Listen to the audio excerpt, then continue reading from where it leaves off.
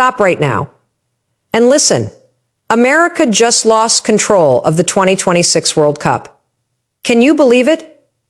The U.S., long assumed untouchable in North American sports, is now on the sidelines while Canada and Mexico are seizing power. This isn't just a game, it's influence, money, global perception, and the very rules of power in action. You need to know this now because what happens here doesn't stay on the pitch. It affects sponsorships, media, international deals, and even who controls the narrative that the world sees. Why does this matter to you? Because influence shapes opportunity. It shapes what markets thrive, which brands dominate, and who gets the global spotlight. By the end of this report, you'll understand exactly how the U.S. lost ground, what Canada and Mexico did differently, and the urgent lessons in strategy, leverage, and action that you can't afford to ignore. America just lost control, but you're about to see the blueprint of how power really moves. America just lost control of the 2026 World Cup. Canada and Mexico now hold the global soccer power. Stop and let that sink in. This is not a drill. This is not hypothetical. This is the reality we're staring at right now. For decades, the United States has assumed that hosting a massive global event like the World Cup automatically meant influence. The assumption was simple: put up the stadiums, open the gates, flood the networks with our media, and suddenly the narrative, the contracts, the sponsorship deals, they're ours to steer. But this is 2025, and the rules of the game have shifted. The power isn't automatic. It isn't given because you show up. Control is strategic. It's structural. And it's already slipping through America's fingers faster than most people realize. Canada and Mexico didn't just step into the spotlight. They built it. They positioned themselves. And they read the global sports landscape in ways the U.S. didn't even notice until the headlines broke. The idea that hosting is dominating, that's outdated thinking. That's the dangerous assumption that puts you on the back foot before the first whistle even blows. This isn't about goals on the field. This isn't about which team scores more points. It's about leverage, influence, and global perception. Canada and Mexico now dictate the narrative of North American football. Not the U.S. they control, who gets the prime media attention, how sponsorships are allocated, what narratives shape international fans' perception. Every decision they make now, every contract they sign, every broadcast slot they control, every partnership they announce, cements their power. Meanwhile, the United States, despite hosting part of the tournament, is reacting to deals, reacting to negotiations, reacting to the strategic moves of two nations that understood one truth, that the U.S. either ignored or underestimated. Power isn't about the loudest voice. It's about the smartest positioning. And that positioning is now in the hands of Canada and Mexico. Look at the numbers behind this: television rights, sponsorship allocations, tourism impact. When the U.S. assumed hosting meant control, they weren't looking at the structural reality of the deal-making world. They weren't seeing that Canada and Mexico had cultivated relationships across the global football economy. Clubs, federations, brands, international media networks that allowed them to shape outcomes without needing to dominate the stadiums physically. They understood the ecosystem, the flow of influence, the structural levers that dictate who truly benefits from a global event. And the U.S., it relied on history, reputation, and assumption. It assumed influence by default. It assumed control by virtue of geography and infrastructure. That assumption is expensive. That assumption is dangerous.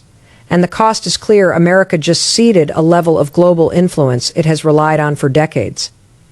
Make no mistake, this is not just a sports story. This is a lesson in strategic execution, in reading the system, and in understanding how global power shifts.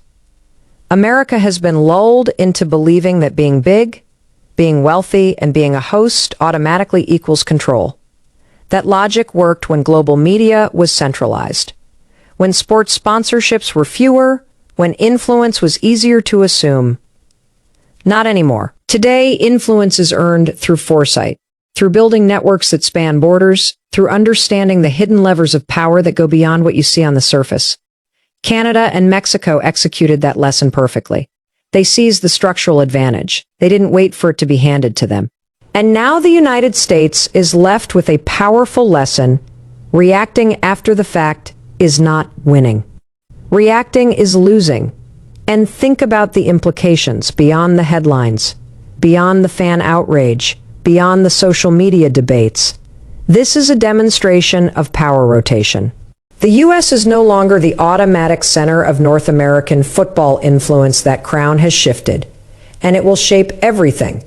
Marketing deals, brand positioning, international tourism, fan loyalty, and even future bidding for global events. Canada and Mexico now have the ability to frame the conversation, to drive which narratives dominate international attention, to dictate how the economic spoils of the tournament are divided. Every press release, every sponsorship announcement, every broadcast deal will now reflect their priorities first. The U.S., with all its resources, is now scrambling to keep up, and that scramble exposes structural weaknesses, assumptions that are now costing real influence and credibility on a global stage. This is the reality of power in action. It isn't about physical presence. It isn't about who builds the stadiums. It isn't about who hosts the opening ceremony. It's about leverage, networks, relationships, and timing. Canada and Mexico understood that. They positioned themselves, they executed, and they claimed the power the U.S. assumed would always be theirs. And let's be clear, the U.S. can pivot, it can adapt, it can strategize, but reacting is reactive. Reacting is defensive. And in a world where influence is strategic, defensive positions are always losing positions. This is a wake-up call, not a commentary on luck or chance. Canada and Mexico earned it. America gave it away through assumption. And now the world is watching. Fans are debating, analysts are dissecting, but the deeper structural lesson is already unfolding. Influence in global systems, whether in sports, economy, or media, is never automatic. It is never guaranteed. It must be understood. It must be seized. It must be executed. Canada and Mexico just gave the U.S. a blueprint of what it means to act with clarity and purpose. And the United States now has to reconcile with what happens when you rely on history instead of foresight. Every deal signed, every media strategy deployed, every fan engagement campaign will now be filtered through the lens of their new influence. And that shift is happening fast, right under the nose of those who assumed they were still in control. U.S. influence in North American sports is slipping fast. Hosting the World Cup used to mean automatic control, automatic sway over sponsorships, media rights, and global attention. Not anymore. Canada and Mexico have shown the U.S. that influence is not given.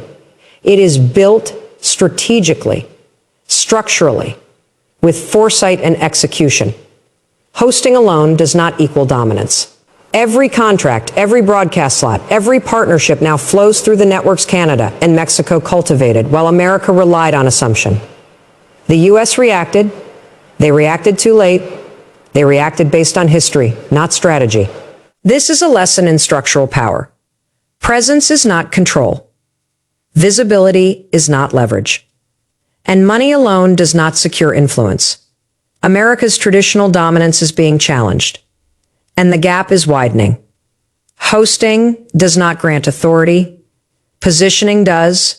Hosting the cup fake controlling the outcome anymore. You can have the stadiums, the infrastructure, the media platforms, and still be powerless if you fail to read the system. Canada and Mexico understood this. They saw the hidden levers, sponsorship chains, media narratives, fan engagement, and global attention flows. They acted before the U.S. even realized the game had changed. The result, America is hosting but not controlling. Every move now must account for strategies set by others, decisions made by teams that are leveraging every structural advantage. The U.S. is scrambling to maintain relevance while its neighbors dictate the pace, influence contracts, and shape global perception, proving once again that control is seized, not inherited. Strategic foresight beats default dominance every time. The U.S. assumed that history, size, and hosting rights would automatically translate into power. But Canada and Mexico proved otherwise. Influence is earned, not inherited. They studied the system, built networks, and positioned themselves to control key decisions, media sponsorships, fan engagement, while America relied on assumptions. Reacting after the fact leaves you behind. Power is about anticipation, not legacy. And right now, the U.S. is paying the price for failing to see the structural moves being made around them. Sponsorships, media rights, and contracts are shifting north and south.